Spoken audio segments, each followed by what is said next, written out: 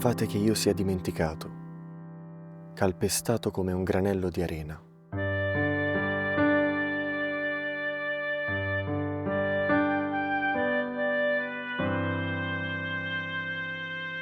Bruno Marchesini ha vissuto non il sacerdozio, ma ha vissuto per il sacerdozio, che è nella sua anima un legame con Cristo.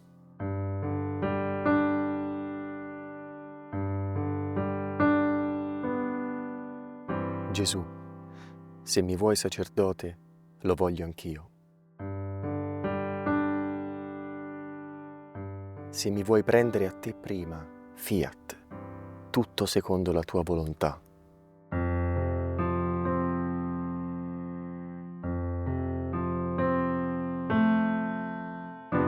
Muore con questo desiderio, ma forse non vede che in realtà Dio l'ha beneficato della realizzazione di questo desiderio in ciò che è più essenziale, che è la santità, che è l'unione con Cristo dell'umanità.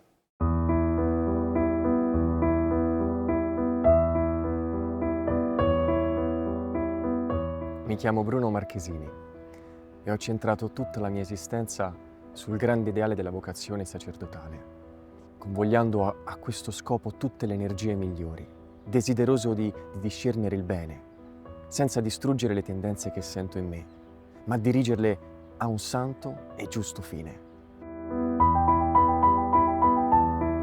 Ho avuto la gioia, il privilegio di conoscere Marchesini.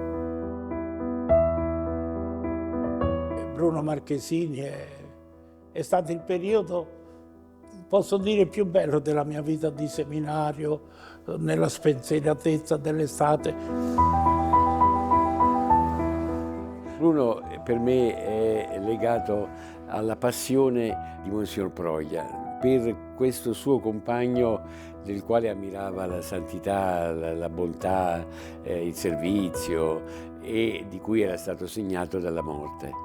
Quando seppe, ormai quasi centenario, che ero stato nominato vescovo di Bologna, mi cercò subito e mi disse: mi raccomando, devi fare tutto il possibile perché Bruno Marchesini sia onorato ulteriormente dalla Chiesa e possa ottenere quel riconoscimento per cui Proia mi ha speso tantissimi anni.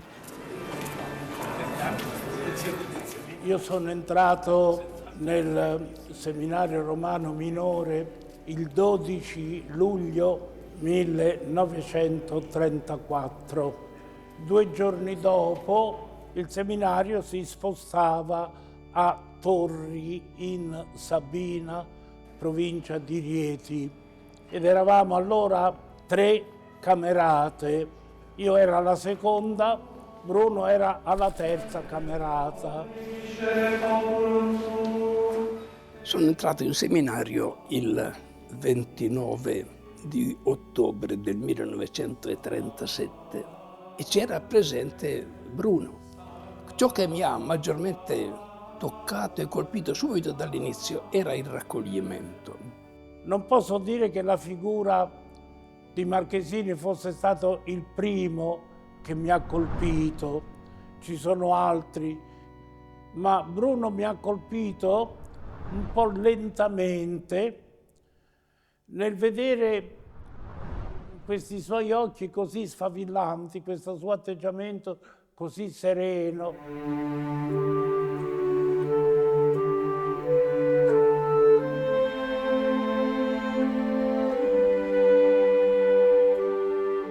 Ogni cosa farla come l'avrebbe fatta Gesù, pregare come se conversassi con il Signore. Testamento di Gesù, lava i piedi degli apostoli, e così il sacerdote servo di tutti, umile. Il rettore di allora, durante l'estate, faceva presso il seminario un oratorio quotidiano di tutti i contadinelli della zona. Quando arrivavano la persona che chiamavano più spesso era Bruno. Bruno, Bruno, Bruno, Bruno. Insomma, questo Bruno ci è entrato un po' nell'orecchio e ha fatto sì che noi, almeno io, polarizzassi un po' la mia attenzione nella figura di questo giovane.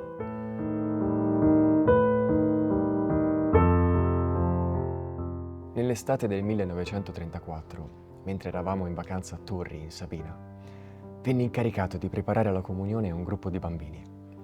E stimolato da quell'esperienza, iniziai un dialogo con Gesù, col desiderio di far crescere quelle anime che mi erano state affidate. Io l'ho conosciuto quando dal seminario minore è venuto qui al seminario maggiore. Però era una conoscenza di vista, perché non si poteva comunicare tra una camerata all'altra. Però nelle ricreazioni o nelle gite alcune volte avevamo una vita comunitaria, pur essendo le camerate distinte, però avevamo relazioni normali. Marchesini era un po' l'anima della vivacità, della serenità, e per insegnarci per esempio le canzoncine alla Madonna, ogni sera al rientro dal passeggio serale, prima di entrare in casa, per strada, camminando, si cantava una canzoncina alla Madonna. E lo faceva con una tale dolcezza, una tale suavità, che nessuno diceva uffa, insomma, cioè era normale, ma lo sapeva fare con tanta gioia.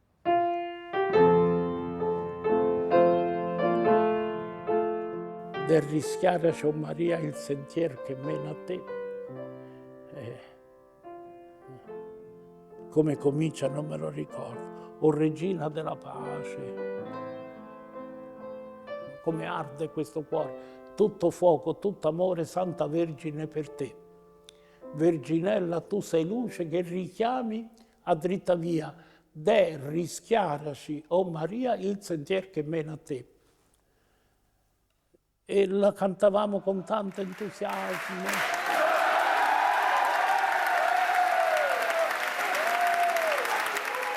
In seminario, nel 2001, si era approfondita la figura di questo giovane seminarista che da seminarista innamorato della propria vocazione, della Madonna, era stato un modello per la sua generazione. E allora l'oratorio annuale che io offrivo a Giovanni Paolo II quell'anno ebbe come tema la vita di Marchesini, gli scritti, le sue memorie. Maestro dove abiti era il titolo che avevamo scelto per quell'oratorio, proprio perché potesse sottolineare nella figura di Marchesini la bellezza della vocazione sacerdotale.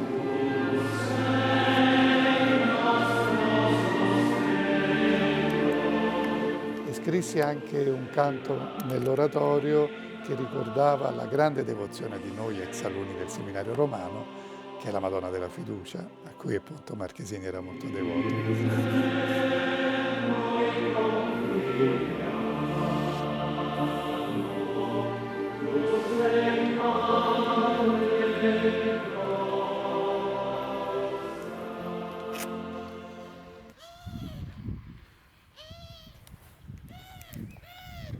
Bruno nasce nel 1915 a Bagno di Piano, un piccolo paesino, e dunque è un fiore meraviglioso che non cade sotto gli occhi della grande folla. Se ne accorge il cardinale Nasalli Rocca quando nel 1927 fa visita a questa piccola parrocchia e lì lancia la chiamata. Bruno è chierichetto già da 4 anni. Questa chiamata pare a lui immediatamente meravigliosa e dalla grande povertà passa alla grande città.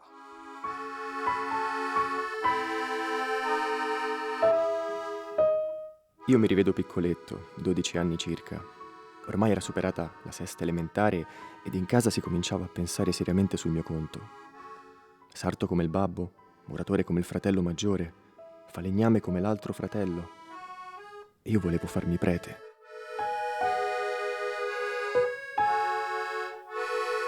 Io fin da piccolo volevo farmi sacerdote perché dicevo che i preti hanno tante caramelle e tanti dolci da dare ai fanciulli.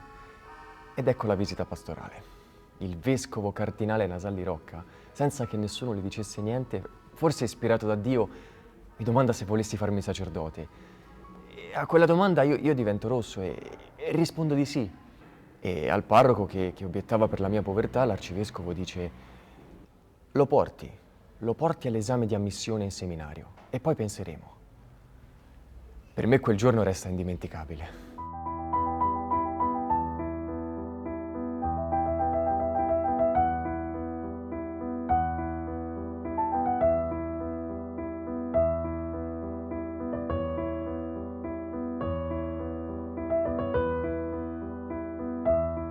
E Bologna, il seminario, alla guida di Monsignor Cesare Sarti, gli dona proprio di approfondire il legame soprattutto con la Madre di Dio.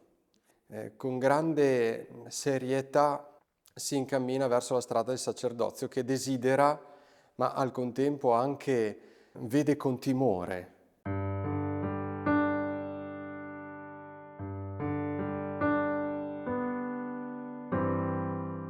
Gesù mi ha lasciato libero, non mi sforza.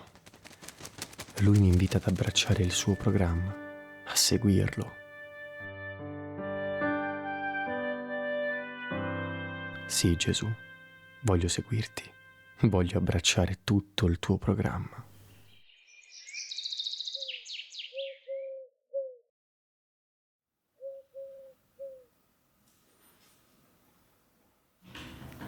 Glorioso e potente Signore, che alterni i ritmi del tempo. Siamo di fronte a un giovane che ha ancora il coraggio di prendere veramente sul serio quella voce profonda che anima il suo cammino. Credo che questo coraggio di dare valore a questa misteriosa e trascendente chiamata che comunque lo coinvolge, lo porta, sia un tratto importantissimo per il giovane di oggi. La vocazione è sempre un mistero.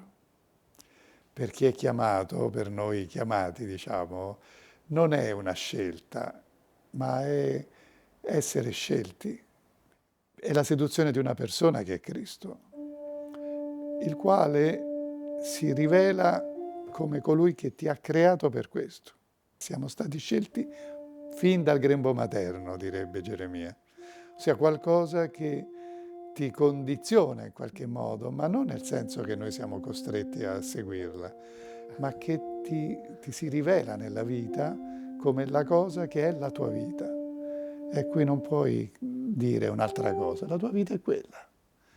E questo Marchesini lo aveva sentito già da seminarista in maniera molto forte e ne è rimasto fedele e l'ha seguita in maniera radicale fino in fondo. Gesù mio, vorrei spesso conversare con te, pure qui sul mio diario, ma il tempo è tiranno. Tanti bei pensieri, tante buone idee vorrei fissare qui, sulla carta, per trarne poi incitamento nei momenti difficili e decisivi della mia vita.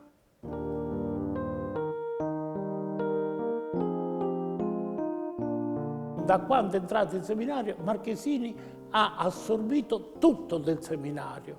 Già da piccolo a Bologna, che si trascrive a mano le regole del seminario e che erano minuziose una volta. Non è come oggi c'è molta più libertà e quindi ci vuole una maturazione diversa. A quel tempo si seguiva un indirizzo unitario, poi gli ammonimenti del padre spirituale si segnava. Poi comincia a fare questo diario nel 1933, il diario che è andato avanti per 5 anni. E quindi le regole del seminario, il fatto stesso di come si dovevano tenere le mani, quando si era preghiera dovevano essere mani giunte così, alla comunione si andava così. Quando era una funzione religiosa ma non sacramentale, le mani dovevano essere tenute così.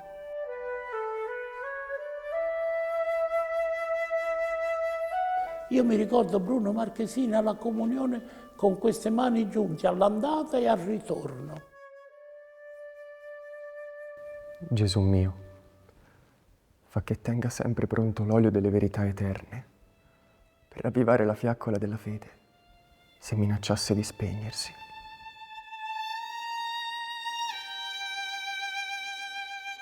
Il suo raccoglimento in cappella non metteva paura.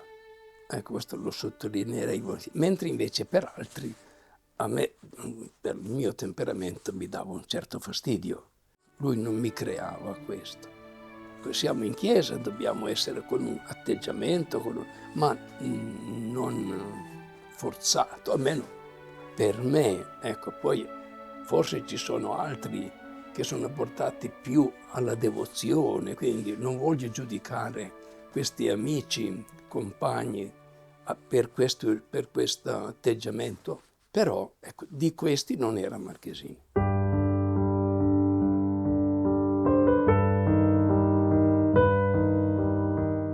Siamo nell'anno santo, tutto parla di rinnovazione e io resterò io insensibile alle divine ispirazioni di Gesù. Gesù mio, aiutami nell'opera della mia conversione.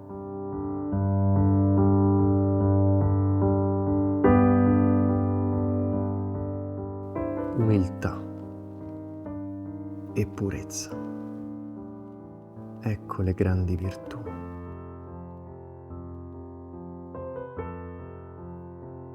Che mi abbisognano, unendovi un grande spirito di mortificazione, se voglio diventare un vero sacerdote.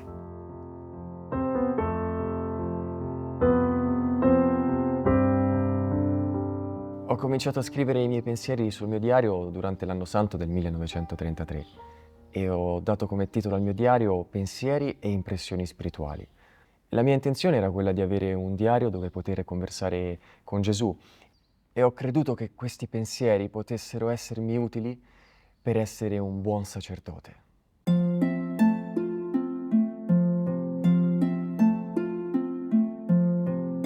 Nel 1934 le vacanze erano a Torre in Sabina, nel 1936 noi andavamo sulle Alpi e la vita era quasi tutta all'aperto. Bisognava fare una gita ogni settimana, almeno 8 ore al giorno, diceva Pio XI. I seminaristi devono camminare sulle Alpi per prendere ossigeno, eccetera. Questi 3 mesi e mezzo che abbiamo trascorso a Braies, in una comunità di 20 giovani che vanno dai 20 ai 22-23 anni, con un prefetto di una puntigliosità eccezionale, insomma, cioè superiore alla normale. Questo Bruno Marchesini non ha mai detto una mezza parola di lamento, mai. Mai che abbia detto prefetto, così va così, prefetto, mai. Ma anche di fronte ai compagni non ho mai sentito dare da Bruno un giudizio sfavorevole ai compagni, mai. Quanto differente dalla presente sarebbe la mia vita se vivessi con spirito di fede. Vedrei in Gesù un fratello, in Dio un padre, e nei superiori vedrei l'autorità di Gesù, Gesù stesso, e Gesù vedrei nei miei compagni. Bruno vive nella spiritualità del suo tempo e quindi questo gli chiede di essere molto focalizzato sugli atti di virtù, su una vigilanza continua rispetto ai suoi moti interiori, ai suoi comportamenti, una pedagogia che sappiamo arriva fino al Concilio, per lasciare poi spazio a qualche cosa di più libero, sciolto, relazionale anche nella formazione dei futuri presbiteri.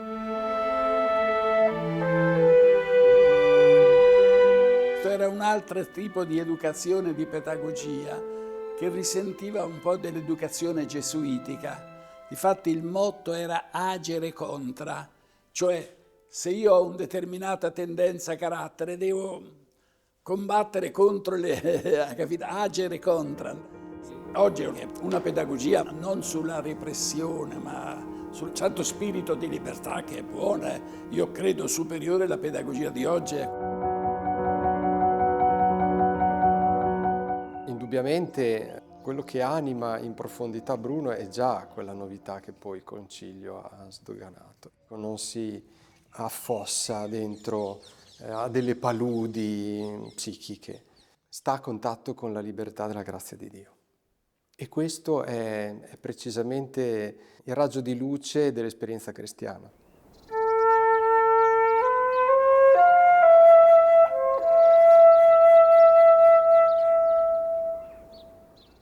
Vivere a Roma, dove i santi desideravano di recarsi, vicino al Papa, alla tomba dei santi martiri. Mio Dio, quale profitto ho fatto nel vostro servizio in quest'anno di dimora a Roma?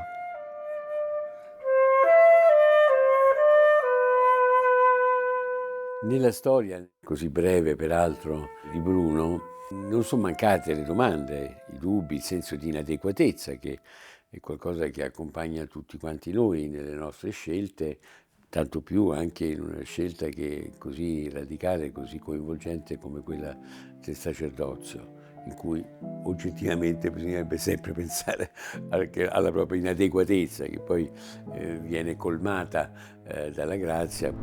In Bruno si accompagnava, ed era parte della spiritualità di quegli anni e anche del seminario romano, gli scrupoli, l'attenzione a un adempimento perfetto, pieno delle prescrizioni, di rispondere alle attese in maniera totale, quindi lo scrupolo di non riuscire a farlo.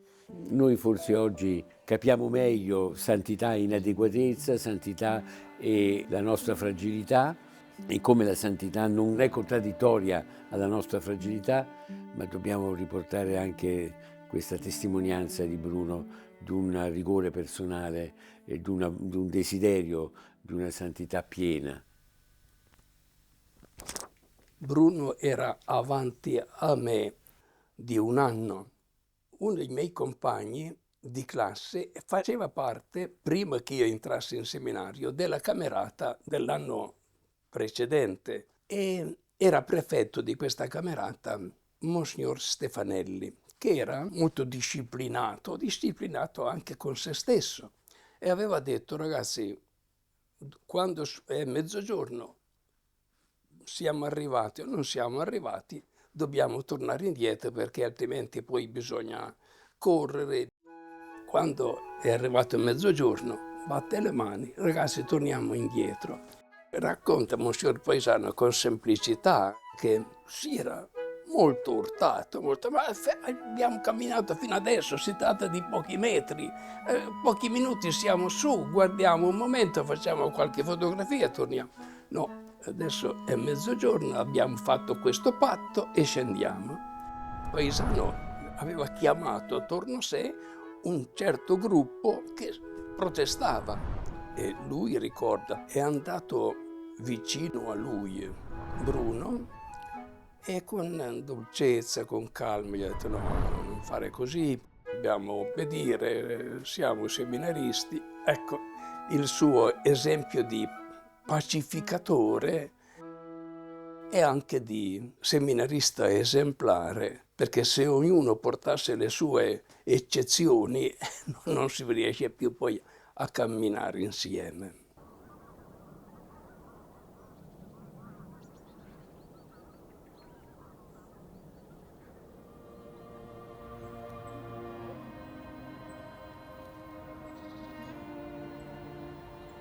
Era magrolino, composto, equilibrato, gentile, insomma, educato, signorile. Dà l'impressione di essere di una famiglia, chissà come, famiglia agricola come la nostra. Vedere che nel tempo della preghiera questo giovane era totalmente diverso, immerso nella preghiera con una compostezza ieratica, non collo torto, non sospiro, composto, sereno. Non aveva mai un vagolare degli occhi nella cappella, sempre questa serenità.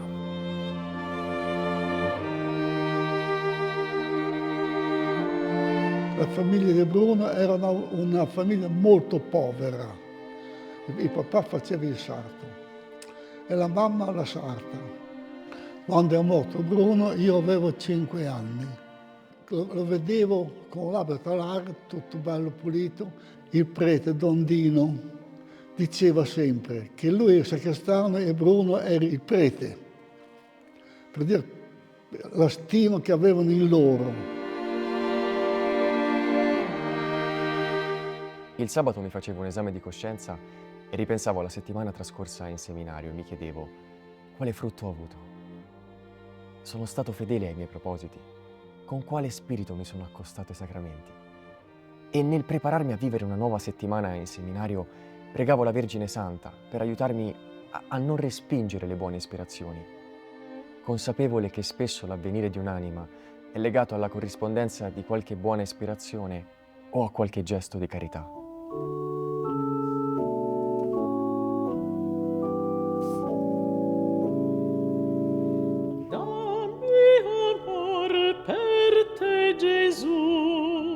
Dammi amore, amore per te.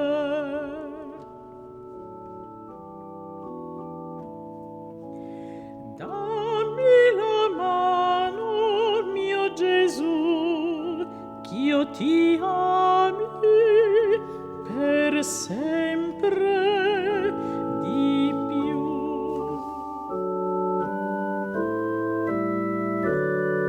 Ho nella memoria l'immagine di Bruno sempre carico dello zaino. E bisognava portare 4-5 zaini per portare il vitto. Tutti eravamo generosi nel portarlo l'uno con l'altro, però per un certo tempo. E io mi ricordo questa sua particolarità, tanto che pensando alle gite non mi viene in mente la figura di Bruno senza lo zaino sulle spalle.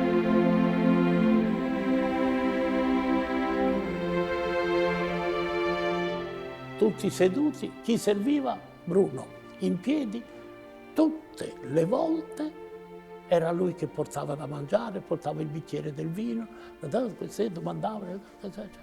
Io non lo so se questo l'ha ricevuto come incarico dal prefetto o l'ha fatto di sua iniziativa, ma o l'uno o l'altro è il modo come l'ha fatto. Lo faceva con una tale signorilità da non far pesare.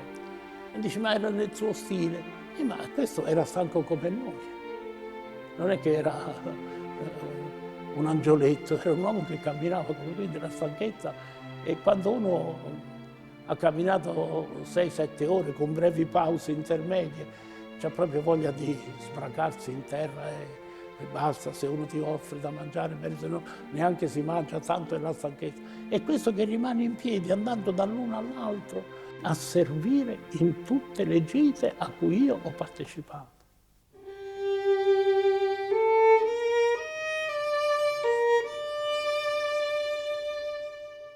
Mi sono sempre interrogato sulla mia vocazione e temevo di perderla, soprattutto se non avessi corrisposto alla volontà di Dio e se non avessi combattuto i cattivi propositi, specialmente nei momenti di aridità spirituale.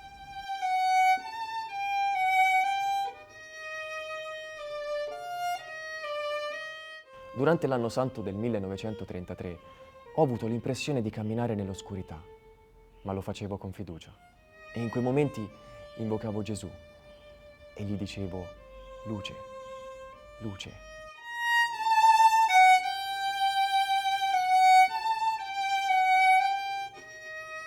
Io di momenti di turbamento molto forti di Bruno Marchesini, attraverso i suoi documenti, conosco solo quello che ha avuto dopo che aveva finito il 4º anno di ginnasio. Ebbe il 7 ottobre la morte improvvisa del padre, e che fu per lui uno shock che lo ha scompaginato. Rientra in seminario con questa sofferenza, poi dicesse la mia famiglia, la mia mamma, i miei fratelli, come faranno, un'angoscia che lo deve aver proprio avvolto come un fascio di oscurità. Per di più, in quei giorni il padre spirituale non stava più in seminario, fu trasferito al seminario maggiore e questi pochi seminaristi, piccoli adolescenti, si sono trovati senza padre spirituale. Il quinto anno di seminario cominciava con la vestizione dell'abito talare, per la quale vestizione bisognava fare una domanda scritta. Allora lui, in quei giorni di ottobre, dal 7 ottobre più o meno alla fine di ottobre, ebbe un periodo di oscurità e anche di dubbi. Forse ho perduto la vocazione che avevo. Signore, voglio fare una santa confessione. E poi fate di me quello che volete. Non sono più degno di stare in seminario. E la mamma? Sarebbe contenta se diventassi un prete cattivo? Babbo mio che sei nel cielo, prega per me. Dopo fatta l'analisi un po' più lunga di questa crisi, però lui aggiunge, comunque il padre spirituale deciderà. A un certo momento dal seminario maggiore venne, una volta alla settimana, andava il padre spirituale che era Monsignor Cesare Sarti e lui sul diario annota che ho parlato con il padre spirituale, mi ha detto di essere fedele e vigilante nella preghiera, di fuggire il peccato veniale, di stare tranquillo. Finita la crisi, fa la domanda alla vestizione, mai più ha avuto dubbi e crisi circa la sua vocazione. Udite con attenzione la voce di Gesù, che spira nell'animo raccolto. Ogni ispirazione è una goccia del sangue di Gesù. Anche se non tutti la calpestano, sono però molti che la lasciano cadere. Io sono stato ordinato sacerdote nel 1937 per la festa della fiducia e Bruno Marchesini, in quella medesima funzione, presieduta dal cardinale Marchetti Selvaggiane, ricevette la tonsura. Ho assistito alla consacrazione di un sacerdote. Quando, oh Gesù, potrò stringerti tra le mie mani? Oh Gesù mio, il sacerdote tu lo vuoi santo. Di mano in mano che ci si sta avvicinando a questo giorno radioso, dovrebbe crescere e maggiormente svilupparsi questa vita interiore dell'anima. Ognuno di noi è sempre frutto di tanti incontri. Nella storia di Bruno Marchesini c'è sicuramente la radice bolognese. Questa sua radice ha trovato un'apertura e sempre una crescita a Roma, in cui si capivano gli orizzonti larghi della Chiesa. E questo sicuramente è stato un passaggio ulteriore che ha rafforzato quelle radici da bagno di piano della sua spiritualità maturata lì, nella Chiesa di Bologna, e che ha trovato un orizzonte senza confini.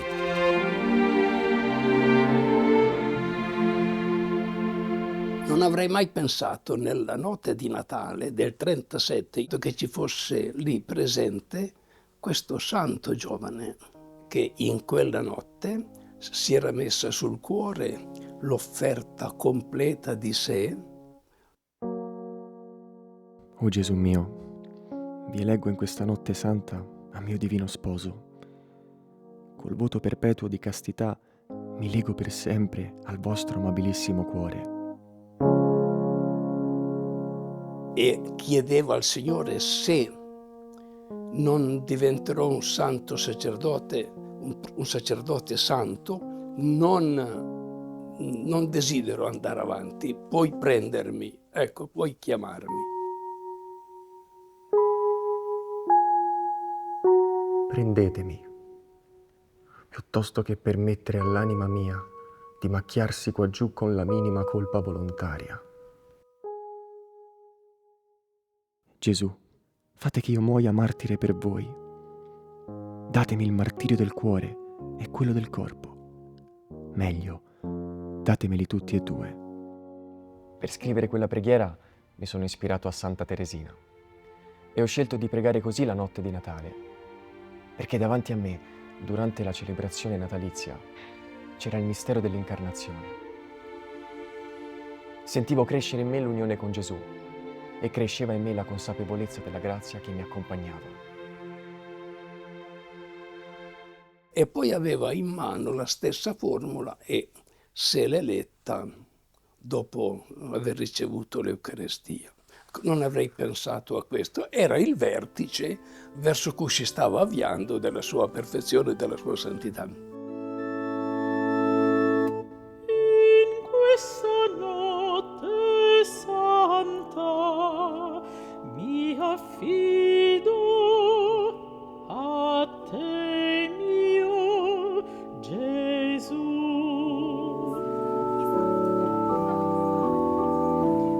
Bruno Marchesini ci insegna qualcosa che sembra quasi impossibile oggi per i ragazzi, per i giovani, ma per certi versi anche per gli adulti, cioè sentiva la sua vocazione, si sentiva chiamato a qualcosa. Questa ricerca così forte, così quasi assoluta di arrivare al sacerdozio ci sembra esagerata. È perché non usciamo da noi stessi per gli altri, che però è anche la ricetta evangelica.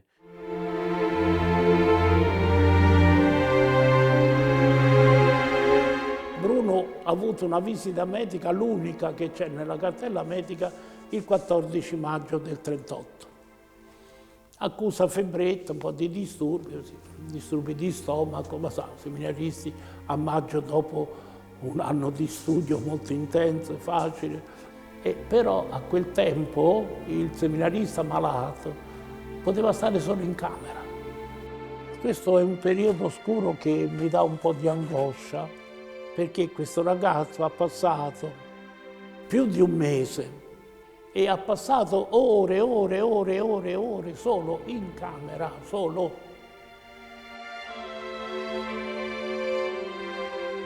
In quei 3 mesi di malattia il mio libro sempre aperto fu il crocifisso. Io questo mese di silenzio e di inazione, con la delusione che dopo aver studiato per tutto un anno, voler fare i suoi esami di teologia a cui teneva, non ha fatto gli esami, poi si deve essere un po' ripreso. Allora il rettore dice: senti, adesso vai a casa. Doveva essere tra il 20 e il 25 giugno. Dice: ti riposi a casa tua con i tuoi. Quando noi passiamo con il treno da Roma per andare a Braies, tu a Bologna vieni in treno con noi e vieni a Braies.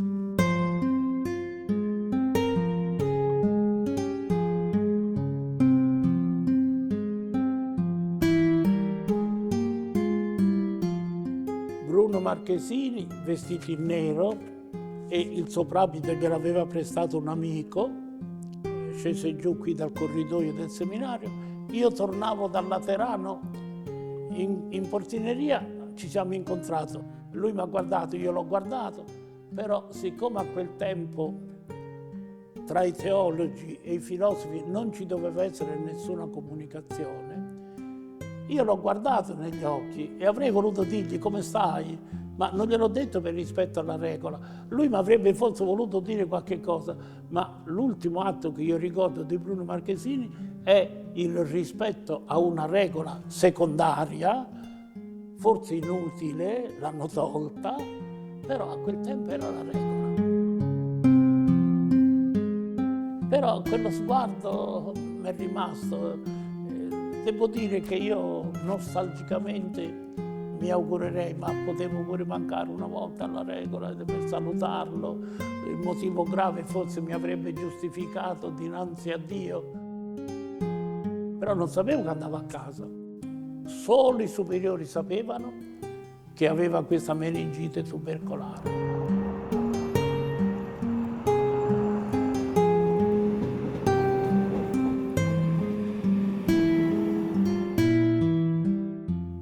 Dopo il viaggio senza disturbi, giunsi a Bologna stanco e la febbre in serata arrivò fino a 39,6. Data la febbre alta e costante, i miei hanno avuto piacere di farmi visitare. Polmoni, niente. Hanno eseguito tutte le analisi del sangue. Negativo. Si tratta di un bacillo che non si lascia rintracciare.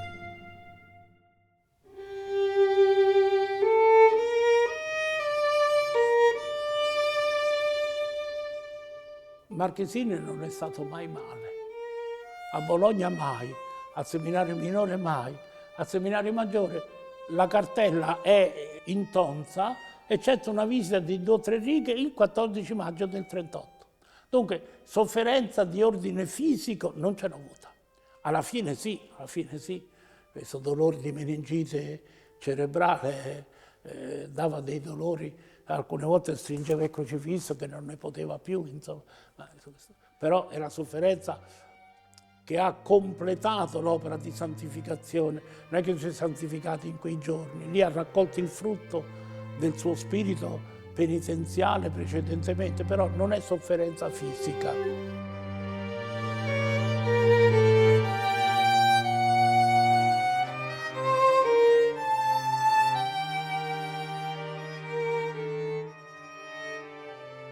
Mater mea, fiducia mea. Il padre spirituale andò a visitarlo gli ultimi giorni, confessò, dette la soluzione, parlare, tutto. A un certo momento dice: Bruno, ma ti dispiace di morire senza diventare sacerdote? E lui lo guardò e disse: il sacerdote ha più gloria in cielo. Io non sarei stato capace.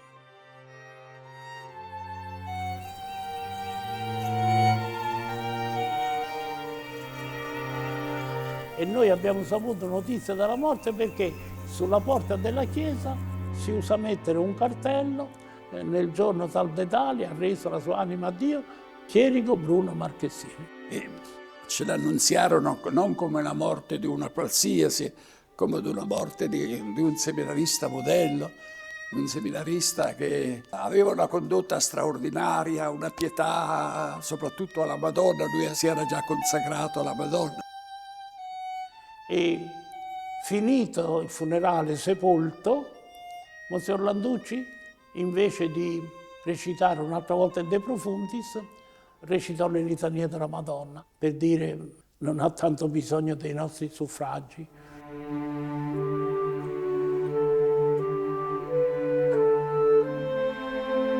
Se fosse arrivato al sacerdozio si sarebbe consumato. Non faccio nessuna fatica a immaginare Bruno che si sacrifica, si impegna fino all'eroismo per i fratelli, per le anime da salvare.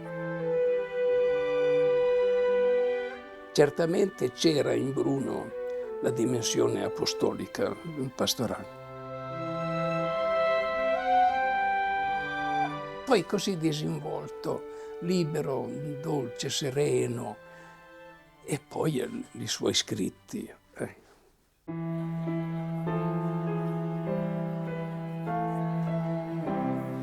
L'uomo è fatto per conoscere, amare, servire Dio.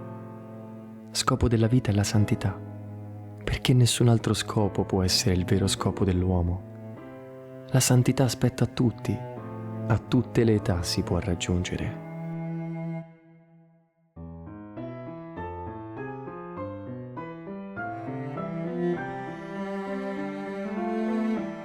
Nella Chiesa c'è il battesimo per desiderio, cioè quando si è manifestata la richiesta del battesimo. Io credo che Bruno Marchesini è sacerdote. Il suo desiderio del sacerdozio, possiamo dire, trova un pieno compimento proprio perché lo ha vissuto, lo ha cercato, se ne è rivestito. Era davvero il suo sogno di poter diventare sacerdote. Credo che in cielo il Signore lo ha compiuto pienamente. Gloria al Padre e al Figlio Voglio ricordare, col seminario, io ero appena entrato, andammo in visita a Bagno di Piano e lì è custodito ancora il letto sul quale Bruno consumò il suo olocausto e mi sentii fortissimamente attratto a inginocchiarmi davanti a quel letto lì e ad affidargli la mia vita.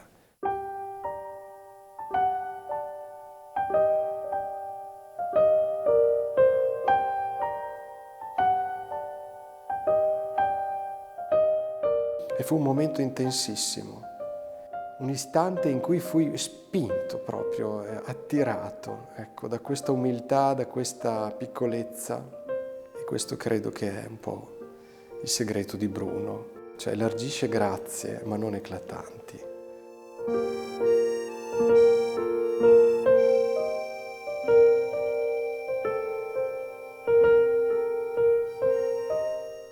Come è venuta fuori questa fama di santità di Bruno Marchesini? Monsignor Ronca, superiore rettore del seminario, era in autostrada proprio a Casalecchio di Bologna. A un certo momento si sentì male di cuore, credendo che la cosa fosse grave, si è raccomandato a Marchesini perché lo aiutasse. Lo hanno preso, portato in ospedale. A un certo momento gli hanno detto: Monsignore, ma inspiegabilmente la cosa si è risolta tutta a tuo favore. E Monsignor Ronca attribuiva il felice esito di questo attacco di cuore, che non so di che entità fosse, alla intercessione di Bruno Marchesini. Signore, oh mio Signore, dai la luce al mio cuor, benedici noi fratelli, benedici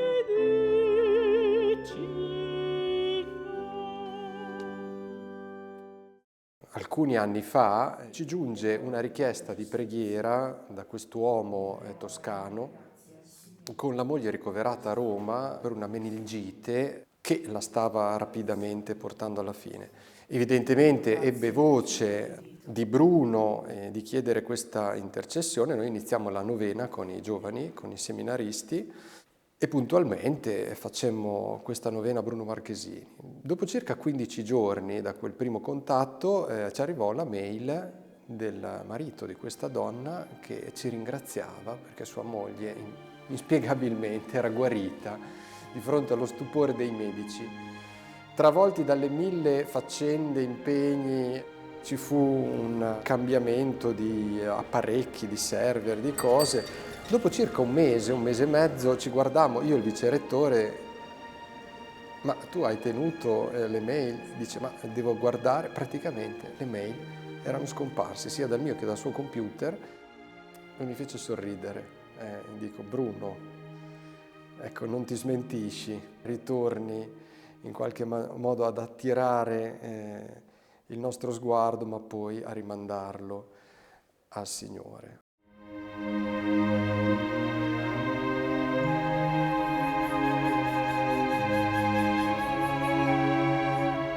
Mi dispiace, mamma, che debba stare in pensiero per me.